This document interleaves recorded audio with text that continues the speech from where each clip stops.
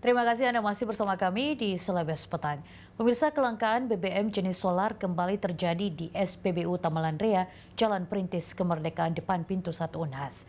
Akibat kelangkaan solar, kendaraan lintas daerah yang hendak melakukan pengisian solar harus antri hingga berjam-jam. Kelangkaan bahan bakar minyak atau BBM jenis solar di sejumlah SPBU di Kota Makassar kembali terjadi. Seperti yang terlihat di SPBU Tamalan Rea Jalan Perintis Kemerdekaan depan pintu 1 Unhas. Untuk mengisi solar, kendaraan harus mengantri hingga berjam-jam. Dari pantauan di lapangan, bus angkutan umum lintas daerah dan truk besar tampak terparkir di halaman SPBU.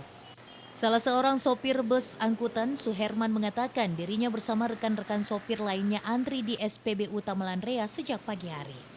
Suherman mengaku rela menunggu karena pihak SPBU telah menjanjikan ketersediaan solar. Mulai dari jam 8 pagi sampai sekarang. Sampai sekarang. Kalau kapan katanya ada solar dari pihak Pertamina? Belum tentu. Tentu. Cuman di janji Pertamina bahwa akan ada. Suherman berharap pihak Pertamina segera menyediakan stok solar. Pasalnya jika kendaraan bus tidak beroperasi, maka akan berdampak terhadap pemasukan harian para sopir. Fidar, Selebes TV.